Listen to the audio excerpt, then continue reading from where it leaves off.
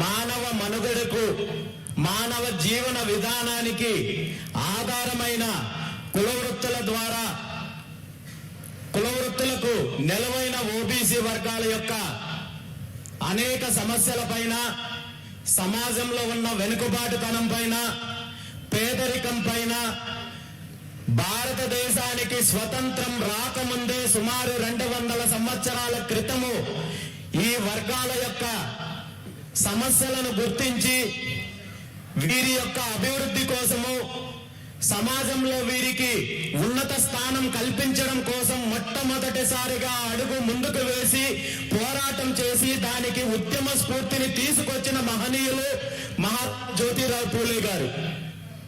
అదేవిధంగా సమాజంలో మహిళలకు సముచిత స్థానం కోసము, గౌరవం కోసము విద్యలో కావచ్చు, వ్యాపారాల్లో కావచ్చు, అన్ని రంగాల్లో మహిళలకు సమాన అవకాశాలు కల్పించాలని చెప్పి పోరాటం చేసిన సావిత్రిబాయి పూలే గారు. వారికి మనందరి తరపున నివాళులు అర్పిస్తూ వారి ఆశయాలను, వారి లక్ష్యాలను సాధించడానికి మనందరం కూడా ఐకమత్యంతో ముందుకు వెళ్లాలనే ఆవశ్యకతను గుర్తు చేస్తూ, మరి 200 సంవత్సరాల పోరాటంలో నిజంగా ఆనాడు మహాత్మా జ్యోతిరావు పూలే గారు ఆశించిన మార్పు, ఆ అభివృద్ధి మన వర్గాల్లో వచ్చిందా అనే విషయాన్ని ఈరోజు మనం ఆలోచించుకోవాలి.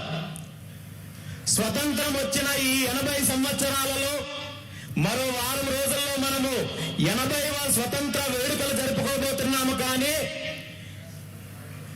ఈ సమాజంలో 100కి 80% పైగా ఉన్న వర్గాలకి అసలైన స్వతంత్రము లేని సమాజంలో మనము స్వతంత్ర వేడుకలు జరుపుకునే దుస్థితి మనకు ఉంది.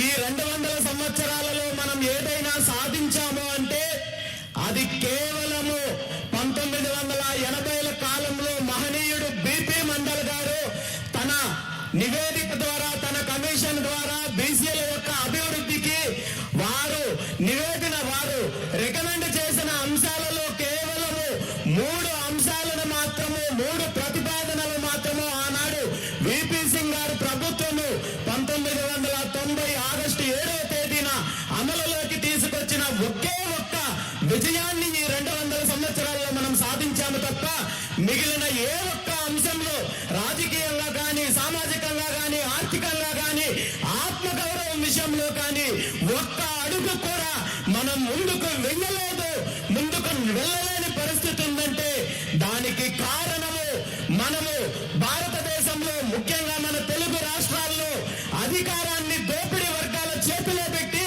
మన హక్కుల కోసము, మన రిజర్వేషన్ల కోసము, మన అభివృద్ధి కోసము వీళ్ళ దగ్గర అడుక్కునే పరిస్థితి ఉంది. కాబట్టి ఈ రోజు మన వర్గాల స్థితి, మన జీవితాలు ఇలాంటి దుస్థితి ఉందనే విషయాన్ని మనం గుర్తించాల్సిన అవసరం ఉంది.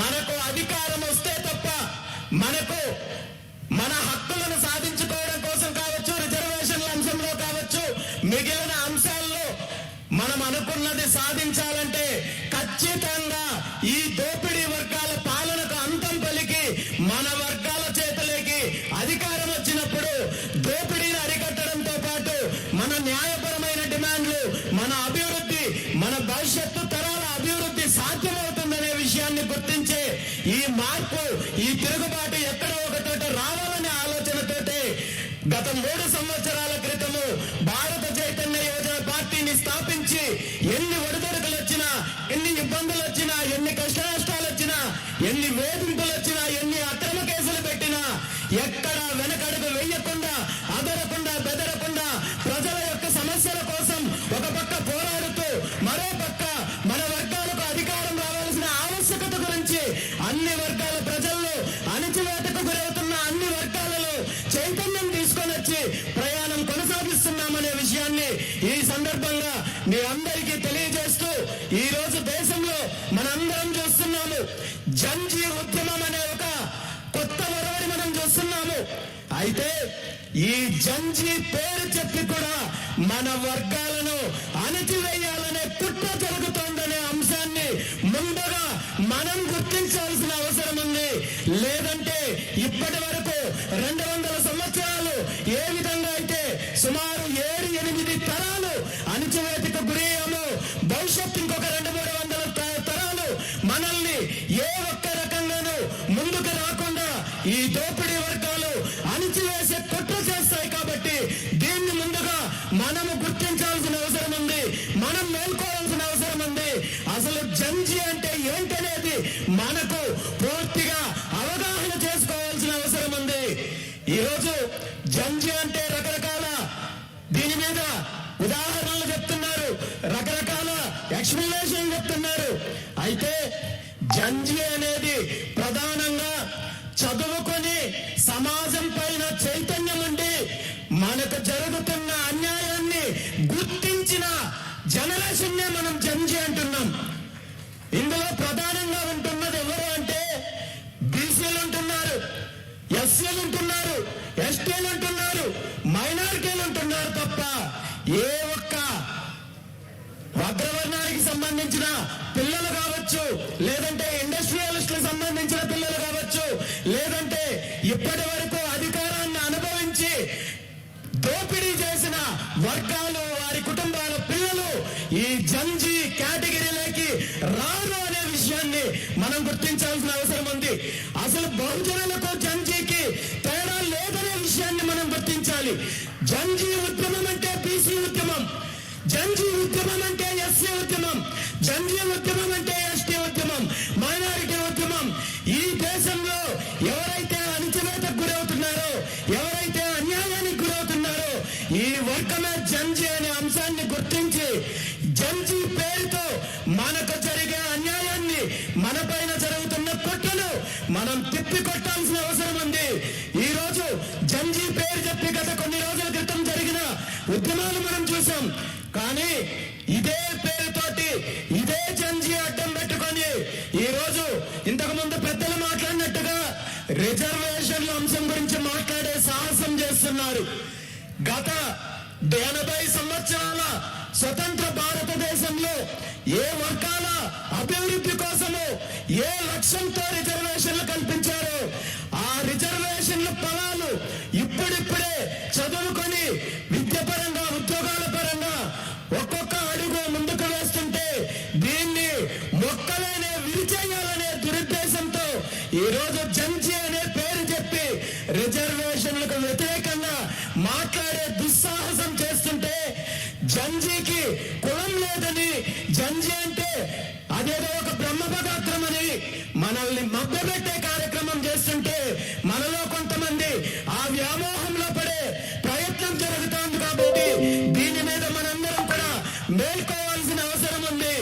జంజీ ఉద్యమం పేరుతో రిజర్వేషన్ల జోలికొస్తే పళ్ళు రాలగొట్టి ఈ సమాజం నుండి తరిమి కొట్టే రోజులు వస్తాయని చెప్పి ఈ సందర్భంగా మనందరం కూడా హెచ్చరిక ఇవ్వాల్సిన అవసరం ఉంది. లేదంటే భవిష్యత్తులో ఈ సమాజంలో మనం బ్రతకడానికి, మనం రోడ్డు మీద నడవడానికి కూడా వీళ్ళ అనుమతి తీసుకోవాల్సిన పరిస్థితి వస్తుంది. కాబట్టి ఇప్పటికైనా మన వర్గాలు మేలుకోవాలి. ఈ రోజు మనం ఒక పక్క మన హక్కుల కోసం, మన డిమాండ్ల కోసం, రిజర్వేషన్ల కోసం పోరాటం చేస్తూనే మన అధికారం కోసము అడుగులు ముందుకు వేయాల్సిన అవసరం ఉంది.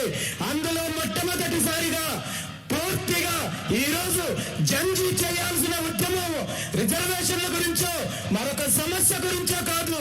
భారతదేశంలో 150% పైగా ఉన్న వెనకబడిన తరగతులకు అధికారం కావాలి. అధికారం కావాలంటే చట్టసభల్లో రిజర్వేషన్లు కావాలి. నిజంగా జంజీ అనే దానికి అర్థమండి, చిత్తశుద్ధి ఉంటే ఈ మొట్టమొదటి ఉద్యమంగా బీసీలకు చట్టసభల్లో రిజర్వేషన్లు కావాలనే అంశం పైన ఉద్యమం చేయాల్సిన అవసరం ఉంది.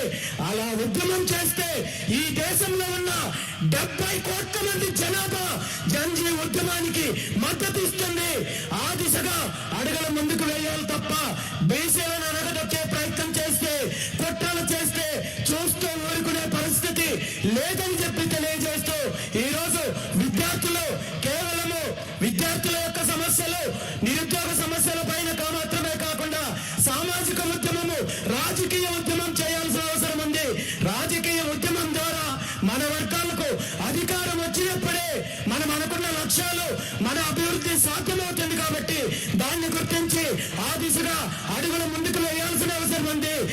ఉద్యమానికి నా మద్దతు ఎప్పుడూ పూర్తిగా ఉంటుంది. భవిష్యత్తులో ఖచ్చితంగా 2 తెలుగు రాష్ట్రాల్లో బీసీ ముఖ్యమంత్రిని, బీసీలకు అధికారాన్ని సాధించేంత వరకు ఈ పోరాటము కొనసాగుతుందని చెప్పి తెలియజేస్తూ